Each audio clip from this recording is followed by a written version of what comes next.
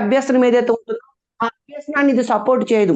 విద్యార్థి తోటి విద్యార్థులతో బృంద చర్చలలో పాల్గొనడం, తర్వాత మిగతా విద్యార్థులతోటి గ్రూప్ కృత్యాలు అంటే వ్యక్తిగత కృత్యాలతో పాటుగా సామూహిక కృత్యాలు, ఇండివిజువల్ యాక్టివిటీస్, గ్రూప్ యాక్టివిటీస్, తర్వాత టోటల్ క్లాస్ రూమ్ యాక్టివిటీస్ వీటిలలో పాల్గొనాలా, వివిధ రకాల చర్చల్లో పాల్గొనాలా, కోఆపరేటివ్ లెర్నింగ్ లో పాల్గొనాలా, కొలాబరేటివ్ లెర్నింగ్ లో పాల్గొనాలా ఇత్యాది అంశాలు. అంటే విద్యార్థి అనేవాడు ఉపాధ్యాయుడితో పాటుగా మిగతా తోటి విద్యార్థులతోనూ తర్వాత ప్రాజెక్ట్ పనుల్లోనూ స్వయం కృత్యాల్లోనూ పాల్గొన్నప్పుడు ఏమవుతాయంటే ఆ విద్యార్థి యొక్క అభ్యసన సామర్థ్యాలు అనేవి తనంతట తానుగా పెంపొందించుకుంటాడు. తత్ఫలితంగా మరింత ఎక్కువగా నేర్చుకోవడానికి అవకాశం ఉంటుంది. ఈ క్రమంలోనే మన పాఠ్య పుస్తకాలలో వీటిని పరిశీలించండి, వీటిని చేయండి, వీటిని అన్వేషించండి, వీటిని కనుగొనండి లాంటి పదజాలం ఏదైతే ఉంటుందో ఆ పదజాలాన్ని బట్టి విద్యార్థి తనంతట తానుగా అన్వేషించేటట్లుగా ఉంటాడు. మనకి ఉపాధ్యాయుని పాత్ర ఏంటి?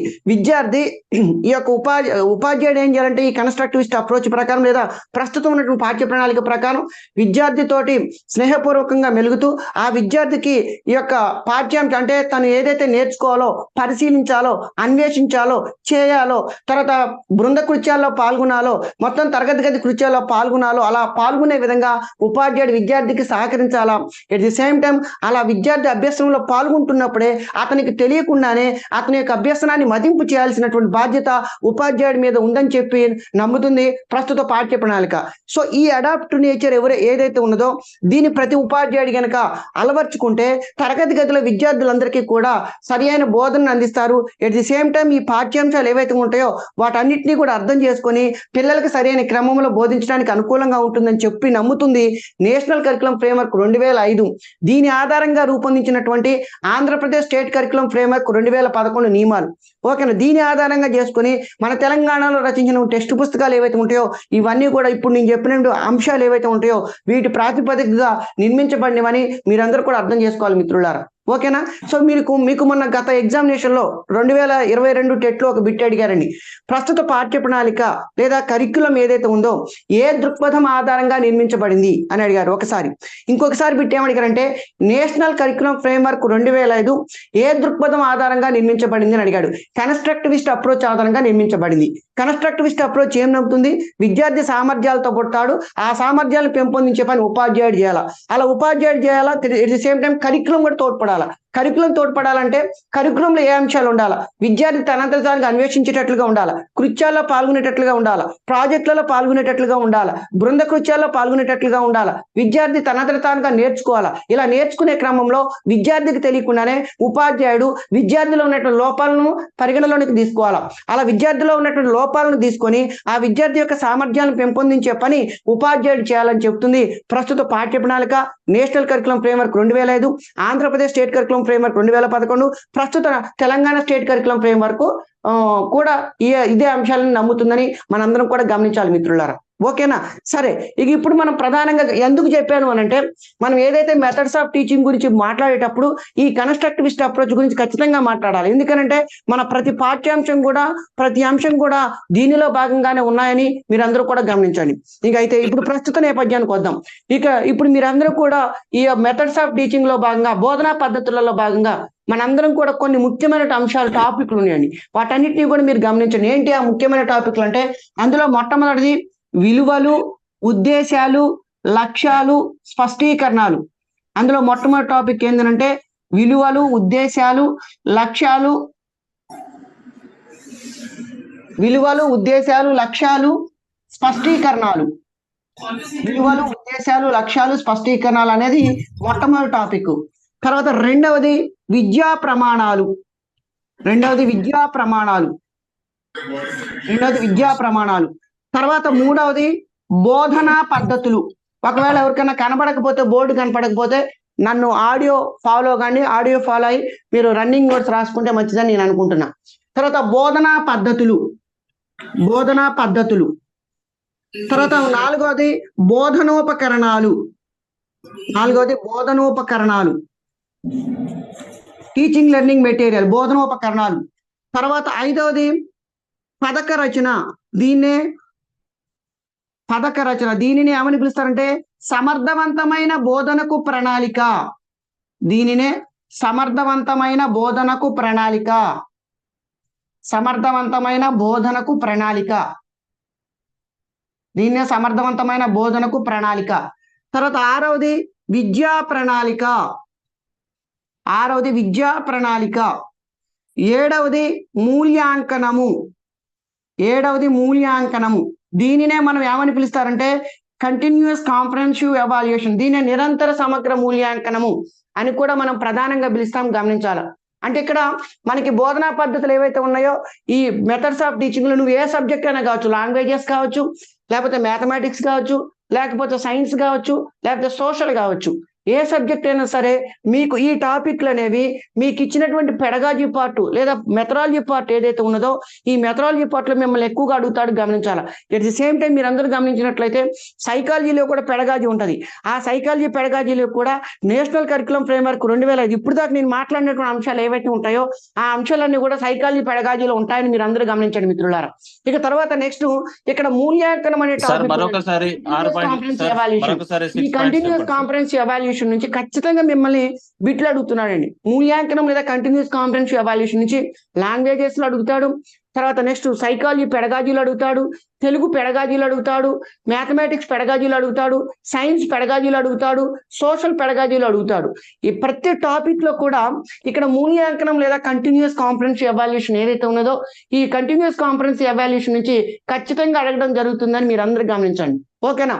సో ఇక్కడ ఈ బోధనా పద్ధతులలో విలువలు, ఉద్దేశాలు, లక్ష్యాలు, స్పష్టీకరణలు, విద్యా ప్రమాణాలు, బోధనా పద్ధతులు, బోధనోపకరణాలు, పథక రచన లేదా సమర్థవంతమైన బోధనకు ప్రణాళిక, తర్వాత విద్యా ప్రణాళిక, మూల్యాంకనం, ఈ టాపిక్లు ఏవైతే ఉంటాయో ఈ టాపిక్లు అనేవి చాలా ఇంపార్టెంట్ అని మీరందరూ కూడా గమనించాలి మిత్రులారా. ఓకేనా?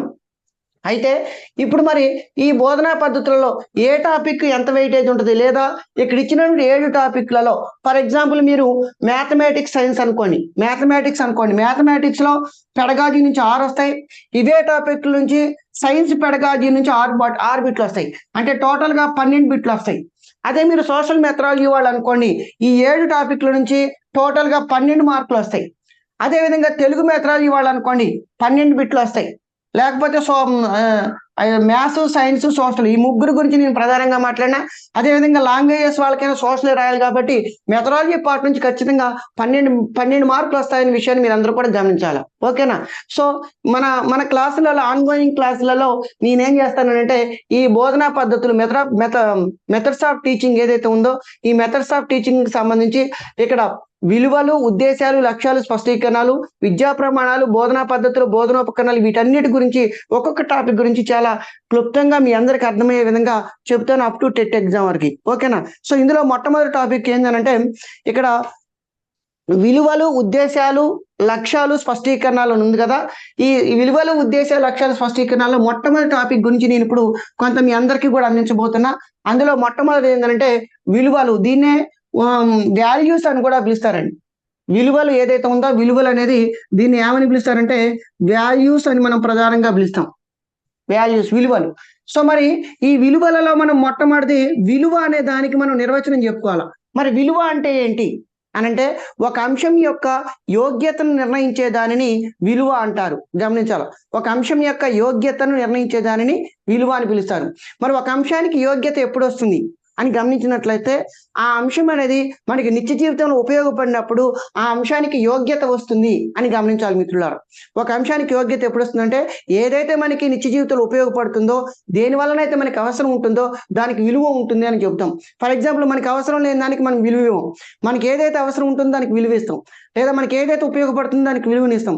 సో ఇలా ఉపయోగపడడం, అవసరం అనే వాటిని ఏమంటారంటే యోగ్యత అంటారు. ఇలా ఒక అంశం యొక్క యోగ్యత నిర్ణయించే దానిని ఏమని పిలుస్తారు అని అంటే విలువ అని మనం ప్రధానంగా పిలుస్తాం. ఈ విలువకు సంబంధించి కొంతమంది ప్రముఖ విద్యావేత్తలు ఎవరైతే ఉన్నారో విద్యావేత్తలు కొన్ని మంచి నిర్వచనాలు ఇవ్వడం జరిగింది విలువలకు సంబంధించి. ఏంటా నిర్వచనాలు అని గమనించినట్లయితే ఫర్ ఎగ్జాంపుల్ జాన్ డ్యూయి గారు విలువకు సంబంధించి ఒక నిర్వచనం ఇచ్చారండి. జాన్ డ్యూయి అంటే మీ అందరికి ఒక విషయం గుర్తుకు రావాలా. ఏమిటనంటే ఇతను వ్యవహారిక సత్తావాదం, ప్రాగ్మాటిజం, ఫాదర్ ఆఫ్ ప్రాగ్మాటిజం గా పిలువబడినటువంటి వ్యక్తి జాన్ డ్యూయి. వ్యవహారిక సత్తావాదానికి పితామహుడిగా పిలువబడ్డాడు జాన్ డ్యూయి. ఇతను డెమోక్రసీ అండ్ ఎడ్యుకేషన్ అనే గ్రంథాన్ని రచించినటువంటి వ్యక్తి జాన్ డ్యూయి. ఈ జాన్ డ్యూయి గారు విలువకు సంబంధించి ఒక నిర్వచనం ఇచ్చారండి. ఏమని నిర్వచనం ఇచ్చాడు అంటే, మనం దేని గురించి అయితే ఆలోచిస్తామో, దేనిని కావాలని అనుకుంటామో, దేనిని అభిమానిస్తామో, దేనిని అభినందిస్తామో అదే విలువ అనే నిర్వచనాన్ని ఎవరిచ్చారు అని అంటే జాన్ డ్యూయి గారు ఇవ్వడం జరిగింది. తర్వాత నెక్స్ట్ రెండవ నిర్వచనం అనే అతను ఇవ్వడం జరిగిందండి. రెండవ నిర్వచనాన్ని ఎవరిచ్చారంటే డి బ్యాండ్ ఇచ్చారు.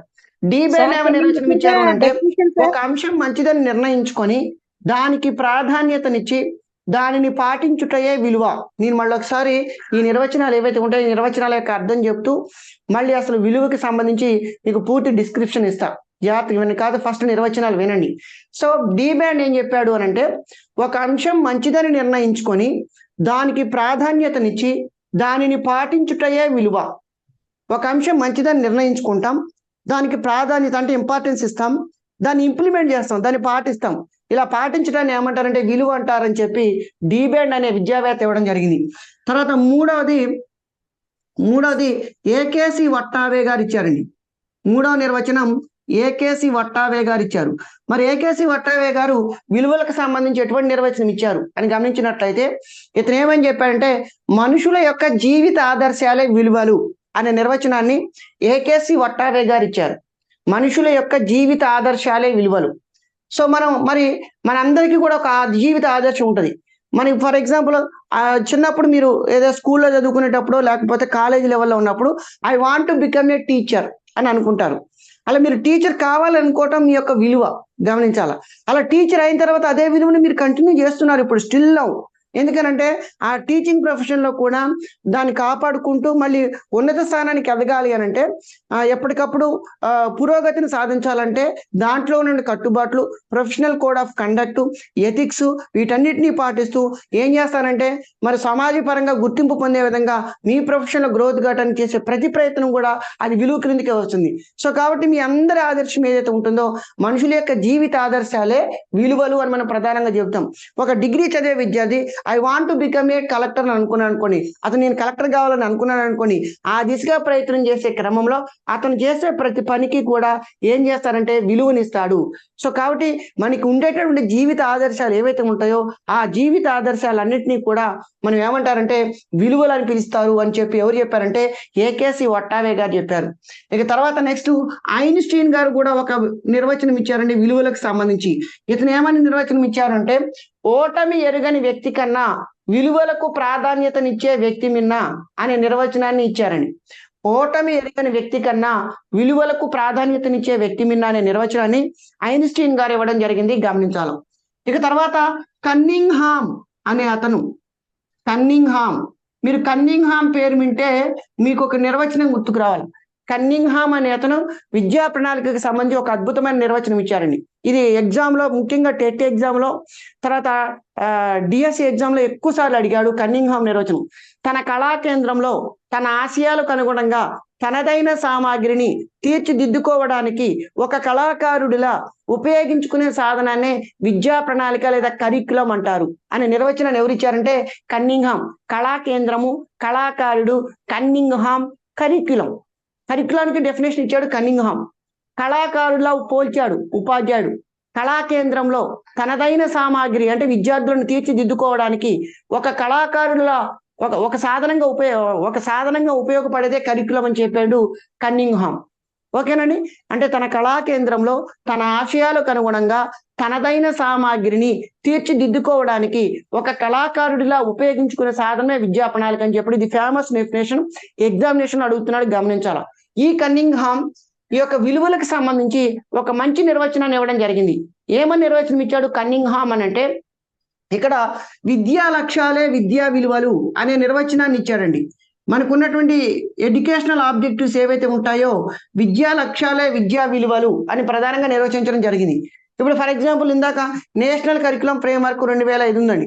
ఈ నేషనల్ కరికులం ఫ్రేమ్వర్క్ యొక్క ఆబ్జెక్టివ్స్ ఏంటి అంటే 4 రకాల ఆబ్జెక్టివ్స్ చెప్పుకున్నాం మనం. ఏంటి అవి? పాఠశాల జ్ఞానాన్ని బయట జీవితంలోని జ్ఞానంతో అనుసంధానింపజేయాలి, కంఠస్థం బట్టి పట్టే పద్ధతుల నుంచి అభ్యసనాన్ని దూరం చేయాలి, పాఠ్య ప్రణాళికను పాఠ్య పుస్తకాల పరిధికి కుదించకుండా విస్తరించాలి. తర్వాత మూల్యాంకన విధానాన్ని సరళీకరించి తరగతి గది జీవితంలో మమేకం చేయాలి అనే 4 ప్రిన్సిపల్స్ ఏవైతే ఉంటాయో ఇవన్నీ కూడా విద్యా లక్ష్యాలే అని గమనించాలి. వాటికి అనుగుణంగానే మన పాఠ్య ప్రణాళిక ఏవైతే ఉందో వాటన్నిటిని మనం తీర్చిదిద్దడం జరిగింది గమనించాలి. ఈ విద్యా లక్ష్యాలే విద్యా విలువలుగా అభివర్ణించినటువంటి వ్యక్తి కన్నింగ్హామ్. తర్వాత నెక్స్ట్ బూబ్రేచర్ అనే అతను ఈ విలువలకు సంబంధించి ఒక మంచి నిర్వచనం ఇచ్చారండి. ఇతనేమో నిర్వచనం ఇచ్చారంటే వ్యక్తి యొక్క లక్ష్యాలే విద్యా విలువలు అనే నిర్వచనాన్ని ఇచ్చారండి.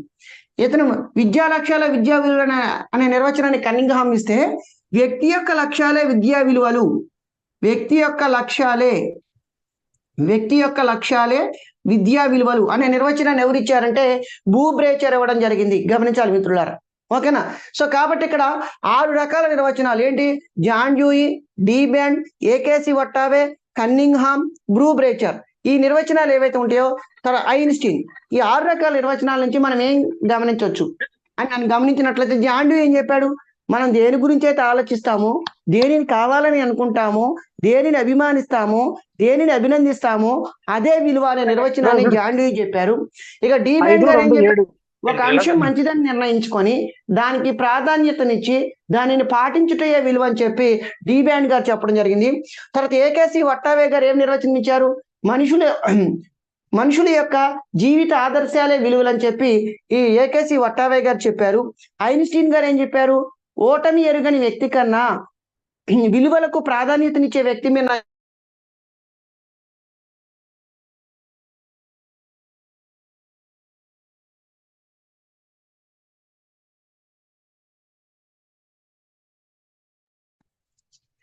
కన్నింగ్హామ్ ఏం చెప్పారు అని అంటే విద్యా లక్ష్యాలే విద్యా విలువలు అనే నిర్వచనాన్ని కన్నింగ్హామ్ ఇచ్చారు. బూబ్రేచర్ ఏమని నిర్వచనం ఇచ్చారంటే వ్యక్తి యొక్క లక్ష్యాలే విద్యా విలువలు అనే నిర్వచనాన్ని బూబ్రేచర్ గారు ఇవ్వడం జరిగిందని గమనించాలి. సో ఈ విధంగా మనకి ఈ 6 రకాల నిర్వచనాల నుంచి మనం ఏం చెప్పొచ్చు అంటే విలువలు ఏవైతే ఉంటాయో మనం కావాలనుకునేది విలువ, మనం మంచిదని అనుకునేది విలువ, మనం పాటించేది విలువ, మనం ఫాలో అయ్యేది విలువ. ఓకేనా? తర్వాత మనం అనుసరించేది విలువ, మనం చేసేది విలువ, మనకున్న వ్యక్తిగత లక్ష్యాలు విలువలు, మనకున్న విద్యా లక్ష్యాలు విలువలు. ఓకేనండి? సో మనం ఏదైతే ఆలోచిస్తామో అదే విలువ, దేనినైతే అభిమానిస్తామో అదే విలువ, దేనినైతే పొగుడుతామో అదే విలువ అని మనం ఈ 6 రకాల నిర్వచనాల నుంచి విలువల గురించి విలువ అని మనం ప్రధానంగా చెప్పొచ్చు. ఇక్కడ మీరు ప్రధానంగా గమనించాల్సిన అంశం ఏంటంటే మనం అభిమానించేది విలువ, మనం కావాలనుకునేది విలువ, మనం పాటించేది విలువ, మనం మెచ్చుకునేది విలువ, మనం నడిచేది విలువ, మనకున్న లక్ష్యాలే విలువలు, మనకున్న ఆదర్శాలే విలువలు. ఇవన్నీ చెప్తున్నాం కదా.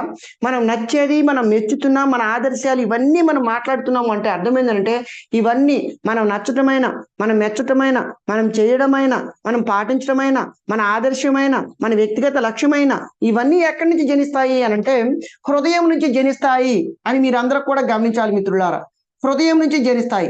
సో విలువలు అనేవి ఎక్కడి నుంచి జనిస్తాయి అని అంటే హృదయం నుంచి జనిస్తాయి అని మనం అనుకుంటే అప్పుడు ఈ హృదయానికి చెందినటువంటి రంగం ఏంటంటే భావావేశ రంగము అని గమనించాల. భావావేశ రంగము. సో కాబట్టి విలువలు ఏవైతే ఉంటాయో ఈ విలువలు అనేవి భావావేశ రంగానికి చెందుతాయి అని మీరందరూ కూడా గమనించండి. విలువలు ఏవైతే ఉన్నాయో విలువలన్నీ కూడా భావావేశ రంగానికి చెందుతాయి. మీరందరూ డియర్ టీచర్స్, నా వాయిస్ చాలా ఫ్లోగా ఉంది. ఎందుకనంటే నేను మాట్లాడే విధానం ఎందుకు ఫాస్ట్గా ఉంది అని అంటే సిలబస్ చాలా ఎక్కువగా ఉంది. అందుకని ఒక రకంగా చెప్పాలంటే కొంచెం ఫాస్ట్గా వెళ్తున్నాను. ఐ థింక్ ఫాస్ట్గా వెళ్ళినా మీ అందరికి అర్థమవుతుందని అనుకుంటున్నా.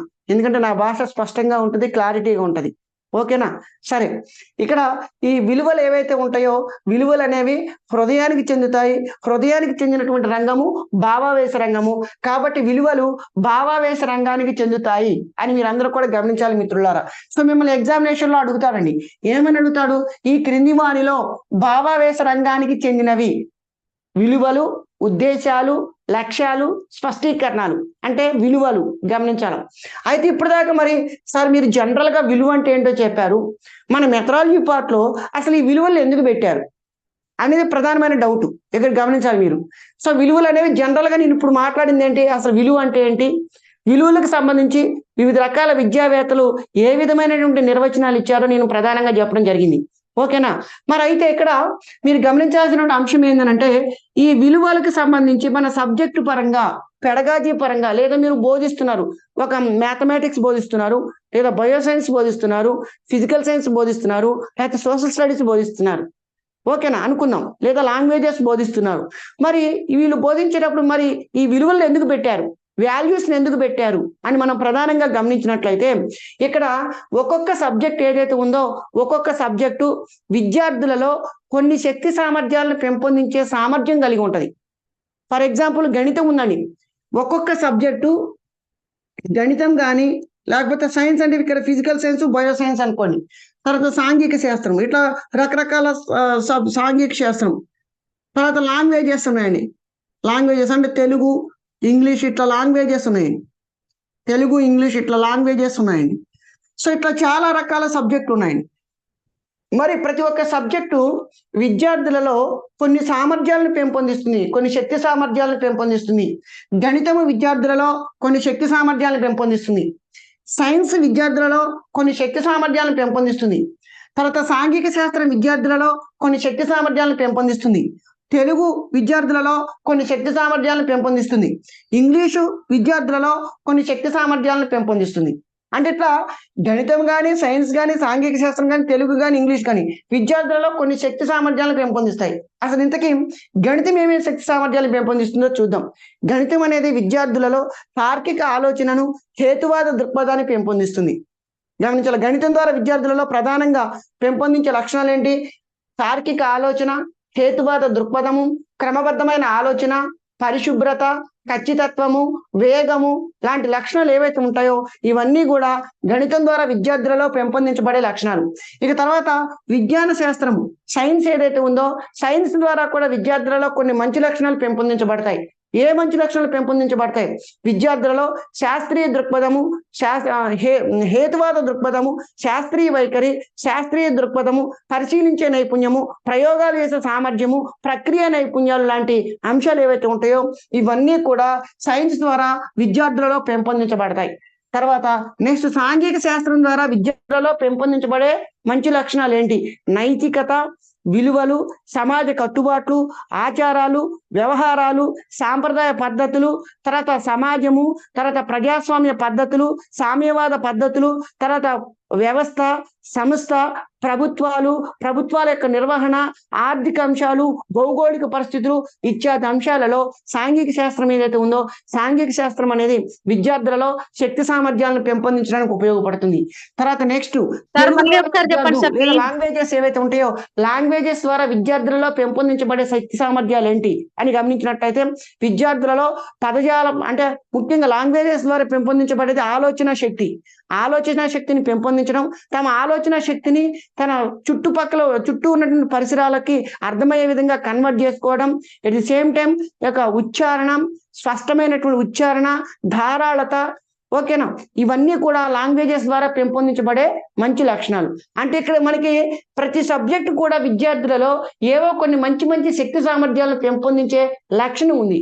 ఇలా ప్రతి సబ్జెక్టు విద్యార్థులలో పెంపొందించబడే ఈ శక్తి సామర్థ్యాలనే ఆయా సబ్జెక్టుల యొక్క విలువలు అని మనం ప్రధానంగా పిలుస్తాం. గమనించాలి, ఓకేనండి.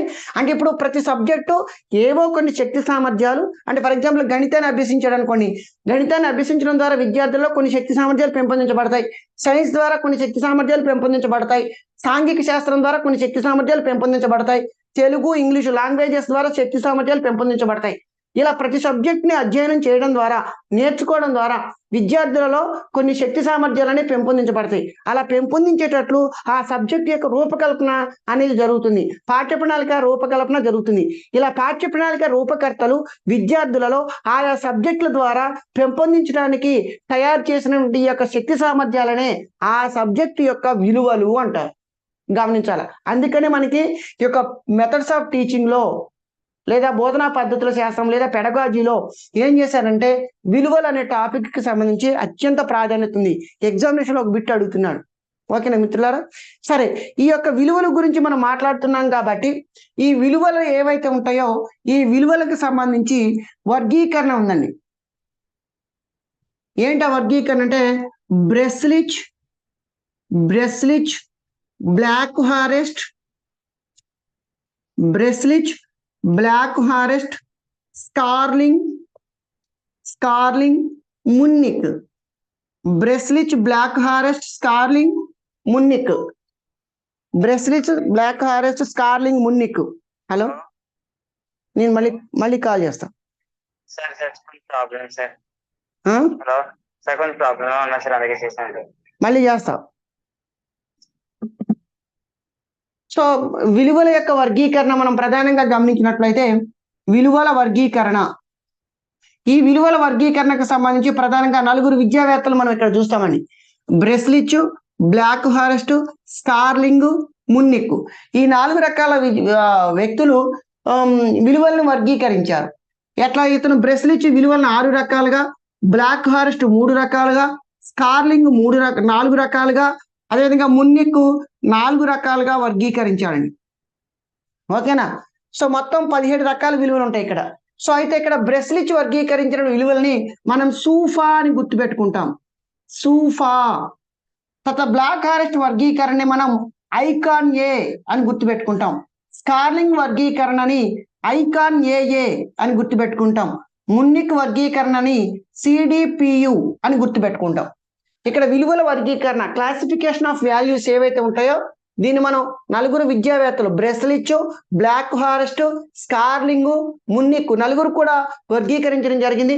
ఇందులో మొట్టమొదటి బ్రెస్లిచ్, బ్లాక్ ఫారెస్ట్, స్కార్లింగ్, మున్నిక్. సో బ్రెస్లిచ్ విలువలను 6 రకాలుగా వర్గీకరించాడని చెప్పుకున్నాం. ఏంటి 6 రకాల వర్గీకరణలు అని మనం ప్రధానంగా గమనించినట్లయితే ఇక్కడ ఎస్ అంటే స్కిల్స్ అంటారండి. స్కిల్స్ అంటే నైపుణ్యాలు. తర్వాత యు అంటే అండర్స్టాండింగ్స్. మరి అండర్స్టాండింగ్స్ అంటే ఏంటి? అవగాహనలు. అండర్స్టాండింగ్స్ అంటే అవగాహనలు. తర్వాత పి అంటే ఏంటి? పి అంటే ప్రాబ్లమ్స్ అండ్ మెథడ్స్.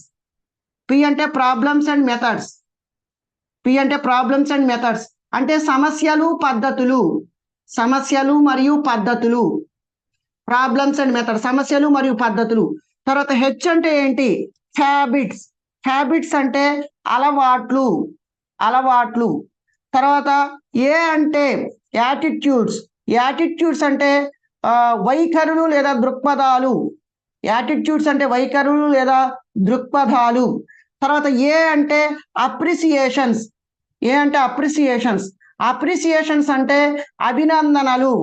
అభినందనలు అని గుర్తుపెట్టుకోవాలి. మిమ్మల్ని ప్రీవియస్ ఎగ్జామినేషన్ లో ఒక బిట్ అడిగారు టెట్లోని. ఏమని అడిగంటే అభినందనలను ఒక విలువగా వర్గీకరించిన విద్యావేత్త ఎవరు? బ్రెస్లిచ్. తర్వాత అలవాట్లను ఒక విలువగా వర్గీకరించిన విద్యావేత్త బ్రెస్లిచ్. ఈ క్రింది వానిలో బ్రెస్లిచ్ విలువల వర్గీకరణలో లేనిది నైపుణ్యాలు, అలవాట్లు, దృక్పథాలు, సామర్థ్యాలు అని అడిగాడు.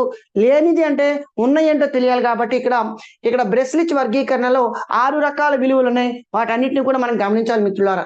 ఇక తర్వాత బ్రెస్లిచ్ వర్గీకరణ అయిపోయిన తర్వాత నెక్స్ట్ బ్లాక్ ఫారెస్ట్ వర్గీకరణ.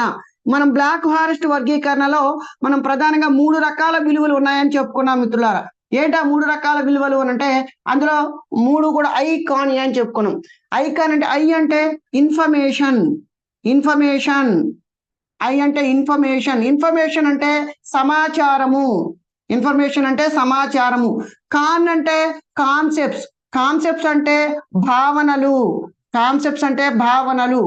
ఏ అంటే యాటిట్యూడ్స్ అంటే దృక్పథాలు లేదా వైఖరులు. ఈ విధంగా మనకి బ్లాక్ ఫారెస్ట్ విలువలని 3 రకాలుగా వర్గీకరించాడు అని గమనించాలి. ఇక తర్వాత బ్లాక్ ఫారెస్ట్ వర్గీకరణ అయిపోయిన తర్వాత నెక్స్ట్ వర్గీకరణ ఎవరిదేనంటే స్కార్లింగ్ వర్గీకరణ. ఈ స్కార్లింగ్ విలువలని 4 రకాలుగా వర్గీకరించాడు. ఐకాన్ ఏ అని వర్గీకరించాడు. మరి స్కార్లింగ్ వర్గీకరణలో గమనించినట్లయితే ఐ అంటే ఇన్ఫర్మేషన్ సమాచారము, కాన్ అంటే కాన్సెప్ట్స్ భావనలు, అదేవిధంగా ఏ అంటే యాటిట్యూడ్స్ దృక్పథాలు, మరలా ఏ అంటే ఎబిలిటీస్ అంటే సామర్థ్యాలు. ఈ విధంగా 4 రకాలుగా వర్గీకరించాడు Scarling. Information, concepts, attitudes, abilities. ఈ 4 రకాలుగా విలువలను వర్గీకరించినటువంటి వ్యక్తి ఎవరయ్యారంటే మనకి స్కార్లింగ్ అని గమనించాలి. ఓకేనా? తర్వాత నెక్స్ట్ ఫైనల్ గా మున్నిక్ వర్గీకరణ. మున్నిక్ వర్గీకరణ. ఈ మున్నిక్ విలువలని ఎన్ని రకాలుగా వర్గీకరించారంటే 4 రకాలుగా వర్గీకరించాడు. ఏంటా 4 రకాలంటే దాన్ని సిడిపి అని గుర్తుపెట్టుకుంటాం. సి అంటే కల్చరల్ వాల్యూ అని గుర్తుపెట్టుకోవాలా. సి అంటే కల్చరల్ వాల్యూ. కల్చరల్ వాల్యూ అంటే దీన్నే సాంస్కృతిక విలువ అని మనం ప్రధానంగా పిలుస్తాం. కల్చరల్ వాల్యూలో సి అంటే సాంస్కృతిక విలువ. తర్వాత డి అంటే డిసిప్లినరీ వాల్యూ. డి అంటే disciplinary value. D means disciplinary value. దీన్ని ఏమంటారంటే క్రమశిక్షణ విలువ అని మనం ప్రధానంగా పిలుస్తాం. క్రమశిక్షణ విలువ. తర్వాత పి అంటే ప్రిపరేటరీ వాల్యూ. పి అంటే ప్రిపరేటరీ వాల్యూ. ప్రిపరేటరీ వాల్యూ అంటే సన్నాహక విలువ అని మనం ప్రధానంగా పిలుస్తాం. ప్రిపరేటరీ వాల్యూనే మనం సన్నాహక విలువ అని ప్రధానంగా పిలుస్తాం. తర్వాత యు అంటే utilitarian value. Utilitarian value. Utilitarian value. దీన్నే ప్రయోజనత విలువ అని మనం ప్రధానంగా పిలుస్తాం. ప్రయోజనత విలువ ప్రధానంగా పిలుస్తాం. గమనించాలి. సో ఈ విధంగా ఈ విలువల వర్గీకరణ ఏదైతే ఉందో ఈ విలువల వర్గీకరణను మనం ప్రధానంగా చూడవచ్చు. సో అంటే ఇక్కడ మనం విలువలే 4 రకాల వ్యక్తులు వర్గీకరించారు. ఎవరా 4 రకాల వ్యక్తులు? అందులో మొట్టమొదటిది బ్రెస్లిచ్. అందులో మొట్టమొదటి బ్రెస్లిచ్. రెండవ అతను బ్లాక్ హారెస్ట్. రెండవ అతను బ్లాక్ హారెస్ట్. తర్వాత మూడో అతను స్కార్లింగ్. నాలుగో అతను మున్నిక్. నాలుగవ అతను మున్నిక్. మున్నిక్. బ్రెస్లిచ్ సూఫా. సూఫా. బ్లాక్ హారెస్ట్ ఐకాన్యే. స్కార్లింగ్ ఐకాన్యే. మున్నిక్ సిడిపియు. చూడండి, సూఫా, ఐకాన్యే, ఐకాన్యే, సిడిపియు, బ్రెస్లిచ్, బ్లాక్ హారెస్ట్, స్కార్లింగ్, మున్నిక్. స్కిల్స్ నైపుణ్యాలు, అండర్స్టాండింగ్స్ అవగాహనలు, ప్రాబ్లమ్స్ అండ్ మెథడ్స్ సమస్యలు పద్ధతులు, హ్యాబిట్స్ అలవాట్లు, యాటిట్యూడ్స్ దృక్పథాలు లేదా వైఖరులు. ఏ అంటే అప్రిసియేషన్స్ అభినందనలు. ఐ అంటే బ్లాక్ హారెస్ట్ వర్గీకరణలో ఐ ఇన్ఫర్మేషన్ సమాచారము. కాన్ కాన్సెప్ట్స్ భావనలు. ఏ యాటిట్యూడ్స్ దృక్పథాలు. స్కార్లింగ్ వర్గీకరణలో I information, con concepts, A attitudes, A abilities అంటే సామర్థ్యాలు. తర్వాత మున్నిక్ వర్గీకరణలో సి అంటే కల్చరల్ వాల్యూ సాంస్కృతిక విలువ. డి అంటే డిసిప్లినరీ వాల్యూ క్రమశిక్షణ విలువ. పి అంటే ప్రిపరేటరీ వాల్యూ సన్నాహక విలువ. యు అంటే యూటిలిటేరియన్ వాల్యూ ప్రయోజనత విలువ. ఈ విధంగా విలువల వర్గీకరణ ఏదైతే ఉన్నదో ఈ విలువల వర్గీకరణ గురించి మనం ప్రధానంగా చూస్తాం. అయితే ఇక్కడ మీరు గమనించాల్సిన అంశం ఏంటంటే ఈ విలువల వర్గీకరణలో తర్వాత సాధారణంగా విలువలకు సంబంధించి మిమ్మల్ని ఎగ్జామినేషన్ లో కొన్ని అంశాలు అడుగుతున్నారండి. అంటే కాన్సెప్ట్ బేస్డ్ గా పేపర్ 2 లో విలువలకు సంబంధించి అడుగుతున్నాడు. ఏంటి అవి అడిగే అంశాలు ఏంటంటే అందులో మొట్టమొదటిది ప్రయోజనత విలువ. అందులో మొట్టమొదటిది ప్రయోజనత విలువ. రెండవది క్రమశిక్షణ విలువ. రెండవది క్రమశిక్షణ విలువ. క్రమశిక్షణ విలువ. తర్వాత మూడవది సాంస్కృతిక విలువ. మూడవది సాంస్కృతిక విలువ. తర్వాత నాలుగవది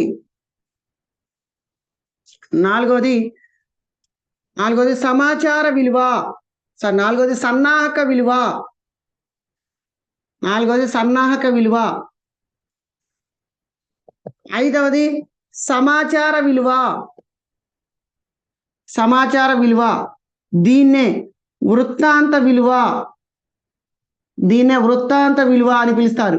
దీన్నే వివరణాత్మక విలువ అని కూడా పిలుస్తారు. దీన్నే వివరణాత్మక విలువ అని పిలుస్తారు.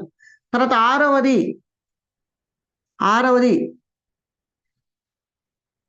సౌందర్య విలువ.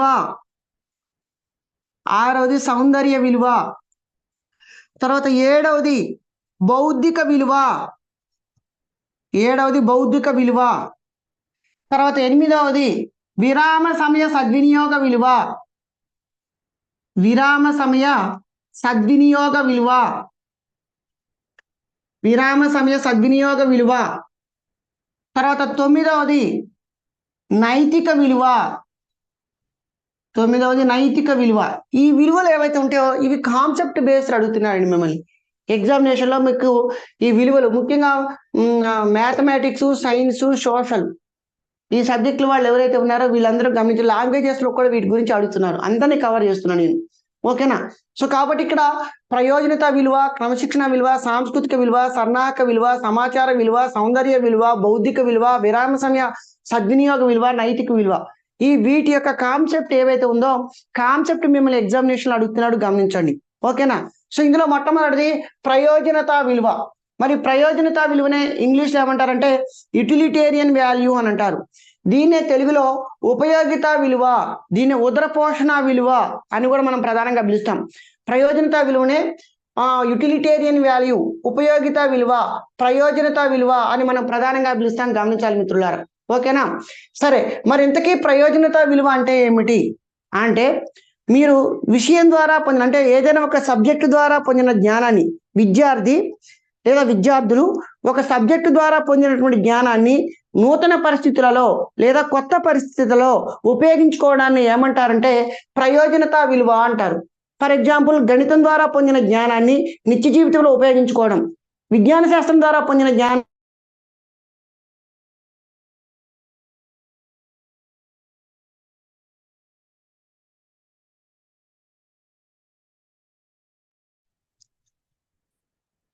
విజ్ఞాన శాస్త్రం ద్వారా పొందిన జ్ఞానాన్ని కొత్త పరిస్థితిలో లేదా నూతన పరిస్థితిలో ఉపయోగించుకోవడం. సో అదేవిధంగా సాంఘిక శాస్త్రం ద్వారా పొందిన జ్ఞానాన్ని నిత్య జీవిత పరిస్థితులలో ఉపయోగించుకోవడం. అంటే ఇక్కడ ప్రయోజనత విలువ ఏదైతే ఉన్నదో ఈ ప్రయోజనత విలువని మీరు గుర్తుపట్టాలి అంటే ఈ ప్రయోజనత విలువకు సంబంధించి కొన్ని కీవర్డ్స్ ఉన్నాయండి. జ్ఞానము, నైపుణ్యాలు అనే కీవర్డ్స్ ని మీరు గుర్తుపెట్టుకోవాలండి. జ్ఞానము, నైపుణ్యాలు ఏంటి? జ్ఞానము నాలెడ్జ్ అండ్ స్కిల్స్ అంటారండి. అంటే ఒక సబ్జెక్టు ద్వారా ఆర్జించినటువంటి జ్ఞానాన్ని మరియు నైపుణ్యాన్ని నూతన సందర్భంలో లేదా కొత్త పరిస్థితులలో ఉపయోగించుకోవడాన్ని ఏమంటారంటే ప్రయోజనత విలువ అంటారు. అది గణితమైనా, సైన్స్ అయినా, సోషల్ అయినా, లేకపోతే లాంగ్వేజెస్ అయినా ఆ పొందినటువంటి జ్ఞానాన్ని, నైపుణ్యాన్ని నూతన సందర్భంలో కొత్త పరిస్థితులలో ఉపయోగించుకోవడాన్ని ఏమంటారంటే ప్రయోజనత విలువ అని మనం ప్రధానంగా చెప్తాం. తర్వాత రెండోది ఏమని చెప్పుకున్నాం మనం? క్రమశిక్షణ విలువ అని చెప్పుకున్నాం. రెండవది క్రమశిక్షణ విలువ. మరేంటి ఈ క్రమశిక్షణ విలువ? ఈ క్రమశిక్షణ విలువకు సంబంధించి కూడా రెండు ముఖ్యమైన పదాలు ఉన్నాయండి. ఏమిటా రెండు ముఖ్యమైన పదాలు అని అంటే మేధో సంబంధిత అలవాట్లు, శక్తి సామర్థ్యాలు. మేధో సంబంధిత అలవాట్లు, శక్తి సామర్థ్యాలు. మేధో సంబంధిత అలవాట్లు, శక్తి సామర్థ్యాలు. శక్తి సామర్థ్యాలు చూడండి. ఇప్పుడు నువ్వు ఏ సబ్జెక్టు చదివినా, లాంగ్వేజెస్ కానీ, మ్యాథమెటిక్స్ కానీ, సైన్స్ కానీ, సోషల్ కానీ ఏ సబ్జెక్టు చదివినా విద్యార్థుల మేధో సంబంధిత అలవాట్లు, శక్తి సామర్థ్యాలని పెంపొందించబడతాయి. ఈ కీవర్డ్స్ అనేవి మీరు గుర్తుపెట్టుకోవాలి. మేధో సంబంధిత అలవాట్లు, శక్తి సామర్థ్యాలను చూపించే విలువ క్రింది వానిలో ఏది? క్రమశిక్షణ విలువ. క్రమశిక్షణ విలువ పేరులోనే ఉందండి. క్రమశిక్షణ అంటే క్రమంగా. మరి ఏంటి క్రమంగా అంటే ఇది సరళ విషయాల నుంచి సంక్లిష్ట విషయాలకి, మూర్త విషయాల నుంచి అమూర్త విషయాలకి, మూర్త విషయాల నుంచి అమూర్త విషయాలకి, తెలిసిన విషయాల నుంచి తెలియని విషయాలకి, తెలిసిన విషయాల నుంచి తెలియని విషయాలకి కొనసాగేటటువంటి విలువ ఏదైనా ఉన్నది అని అంటే అది క్రమశిక్షణ విలువ. అంటే ఇది అంటే ఒక క్రమమైన పద్ధతిలో, ఒక లాజికల్ వేలో కొనసాగుతుంది, ఒక క్రమమైన పద్ధతిలో కొనసాగుతుంది. సరళ టు సంక్లిష్ట, మూర్త టు అమూర్త, తెలిసిన టు తెలియని, అంటే simple to complex, known to unknown, concrete to abstract. ఓకేనా? ఈ విలువ అనేది తెలిసిన విషయాల నుంచి తెలియని విషయాలకి, మూర్త విషయాల నుంచి అమూర్త విషయాలకి, సరళ విషయాల నుంచి సంక్లిష్ట విషయాలకి కొనసాగుతుంది. కాబట్టి క్రమశిక్షణ విలువ అనేది సరళ స్వభావాన్ని కలిగి ఉంటుంది. క్రమశిక్షణ విలువ అనేది సరళ స్వభావాన్ని కలిగి ఉంటుంది. అందుకని ఎగ్జామినేషన్ అడిగారండి, ఈ క్రింది వానిలో ఏ విలువ సరళ స్వభావాన్ని కలిగి ఉంటుంది? ప్రయోజనత విలువ, క్రమశిక్షణ విలువ, సాంస్కృతిక విలువ, సన్నాహక విలువ అని మిమ్మల్ని గత ఎగ్జామినేషన్ అడిగాడు. సరళ స్వభావాన్ని కలిగి ఉండే విలువ క్రమశిక్షణ విలువ. అంటే ఇది తార్కికతను, హేతువాద దృక్పథాన్ని కలిగి ఉంటుంది. శాస్త్రీయ వైఖరిని, శాస్త్రీయ దృక్పథాన్ని కలిగి ఉంటుంది. క్రమబద్ధమైన ఆలోచన, వేగము, ఖచ్చితత్వము, పరిశుభ్రత, పరిశీలించే సామర్థ్యము, ప్రయోగాలు చేసే నైపుణ్యము. ఓకేనండి? ఆలోచన కలిగి ఉండే విధానము, పరికల్పనలు చేసే విధానము, పరికల్పనలు పరీక్షించే విధానాన్ని కలిగి ఉండేటువంటి విలువ క్రమశిక్షణ విలువ. ఓకేనండి. సో ఇది క్రమశిక్షణ విలువకు సంబంధించినటువంటి కాన్సెప్ట్ అనమాట. తర్వాత నెక్స్ట్ క్రమశిక్షణ విలువ అయిపోయిన తర్వాత నెక్స్ట్ విలువ ఏంటంటే సాంస్కృతిక విలువ. సాంస్కృతిక విలువ. మరి సాంస్కృతిక విలువని సూచించే పదజాలం ఏమన్నా ఉన్నదా అంటే ఉన్నది. ఏంటి సాంస్కృతిక విలువను సూచించే పదజాలం ఏంటంటే మంచి నడవడిక, ఉన్నత ఆశయాలు. మంచి నడవడిక, ఉన్నత ఆశయాలు. మంచి నడవడిక, ఉన్నత ఆశయాలు. ఈ పదజాలాన్ని మీరు గుర్తుపెట్టుకోవాలండి. మంచి నడవడిక, ఉన్నత ఆశయాలు ఏవైతే ఉంటాయో ఈ సాంస్కృతిక విలువ సూచిస్తుంది. ఓకేనా. సో ఇది మరి సాంస్కృతిక విలువ అంటే ఏంటని గమనించినట్లయితే గతంలో జరిగినటువంటి మంచి విషయాలను తీసుకొని అనవసరమైన వాటిని వదిలివేస్తూ విజ్ఞానాభివృద్ధికి లేదా శాస్త్ర సాంకేతిక అభివృద్ధికి తోడ్పడే అంశాలను మనం ఒక తరం నుంచి ఇంకొక తరానికి అందజేసే విలువనే ఏమంటారు అని అంటే సాంస్కృతిక విలువ అని అంటారు.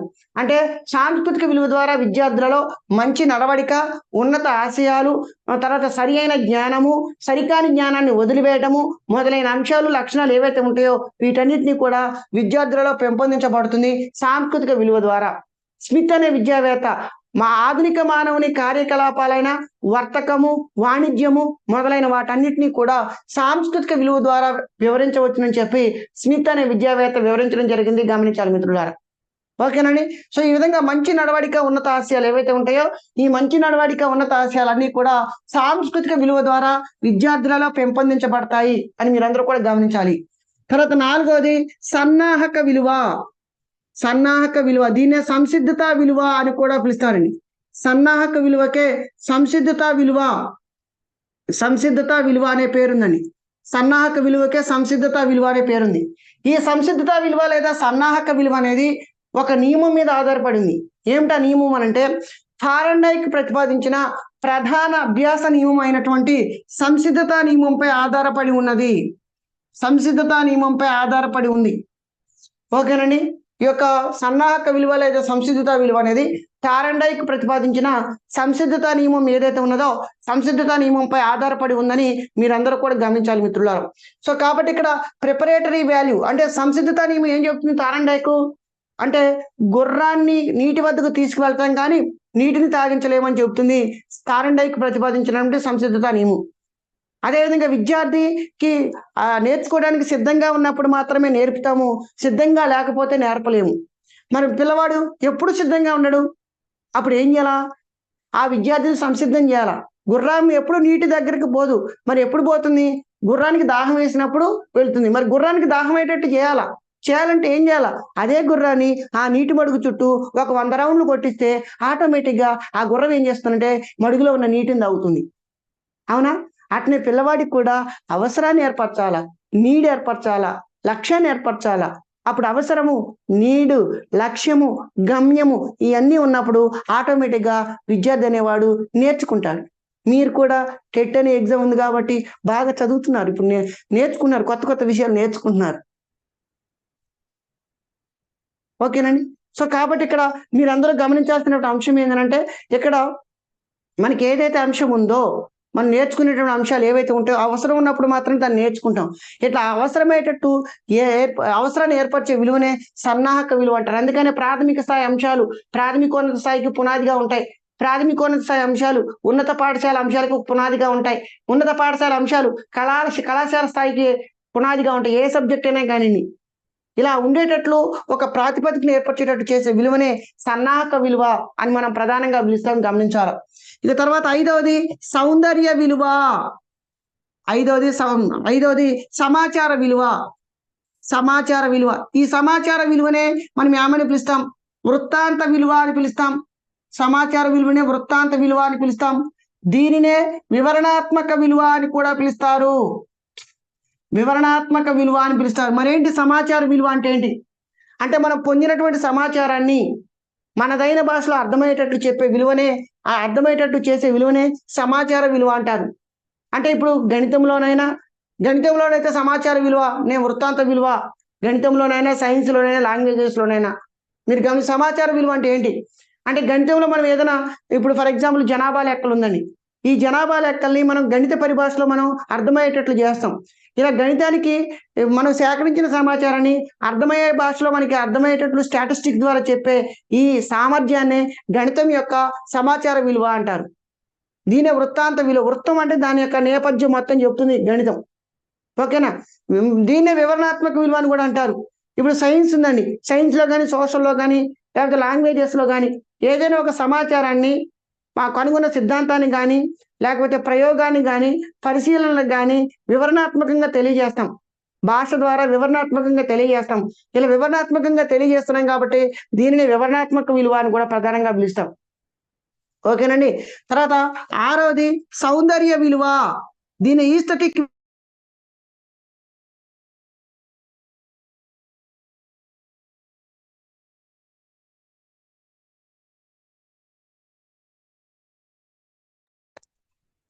సౌందర్యము అనే పదం వస్తే మీరందరూ ఒక పదాన్ని గుర్తుపెట్టుకోవాలండి, అదే ప్రకృతి.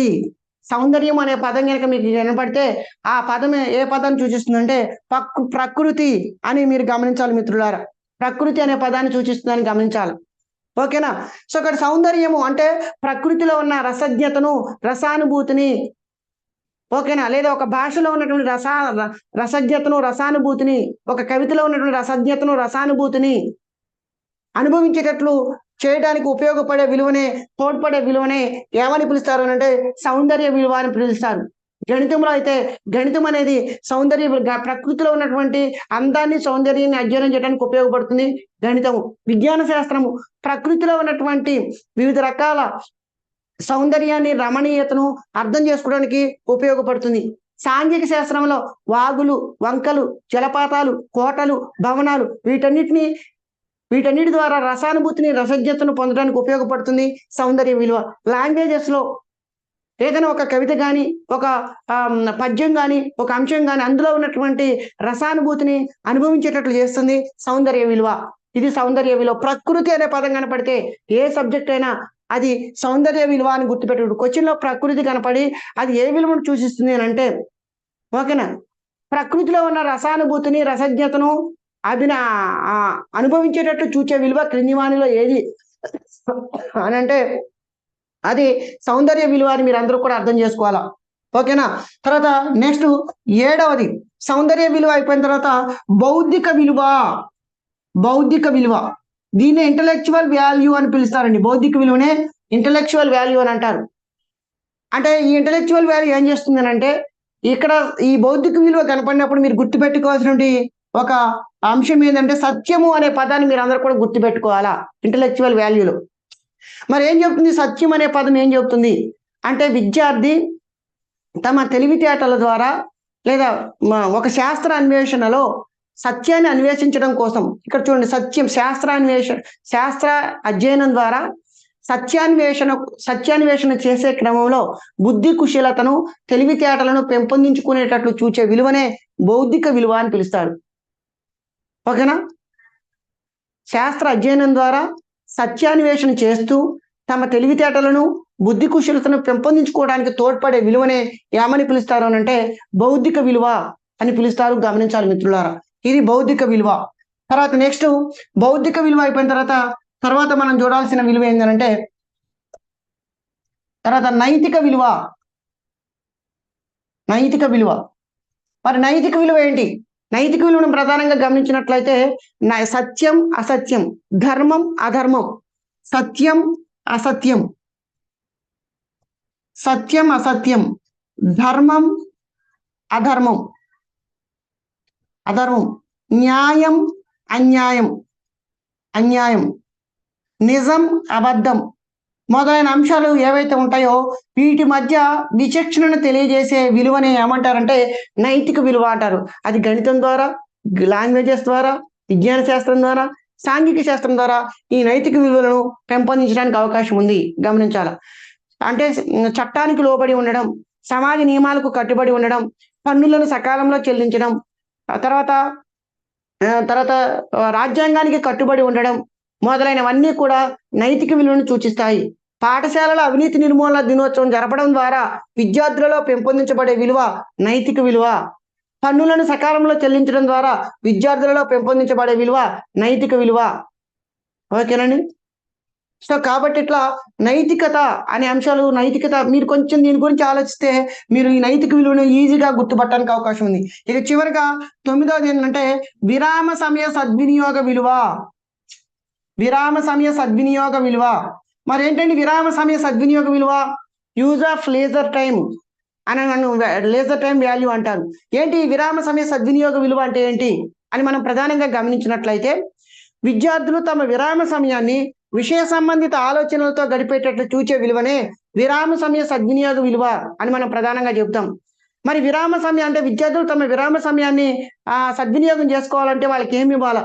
ప్రాజెక్టులను ఇవ్వాలా, తర్వాత క్విజ్లను నిర్వహించాలా, వార్తాపత్రికలు చదివేటట్లు చూడాలా, లైబ్రరీలో లేదా గ్రంథాలయాల్లో తమ సమయాన్ని వెచ్చించేటట్లు చూడాలా, తర్వాత నెక్స్ట్ వ్యక్తిగత కృత్యాలు ఇవ్వాలా, జట్టు కృత్యాలు ఇవ్వాలా, జంతు ప్రదర్శనశాలను, తర్వాత మ్యూజియంలను సందర్శించేటట్లు చేయాలా, తర్వాత స్టాంపులను నాణాలను సేకరించేటట్లు చేయాలా.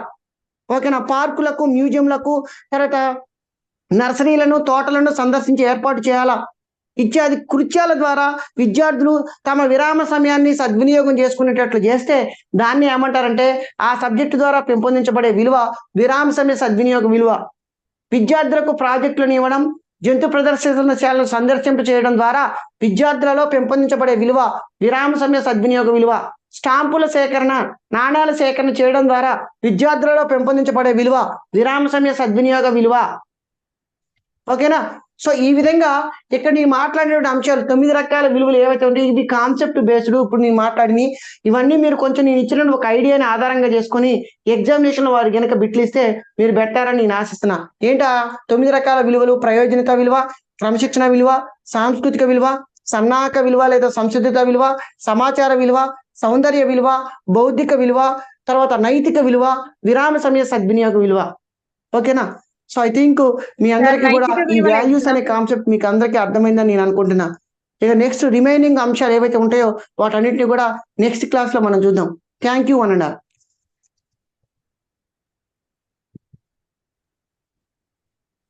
సార్ వినిపిస్తుందా?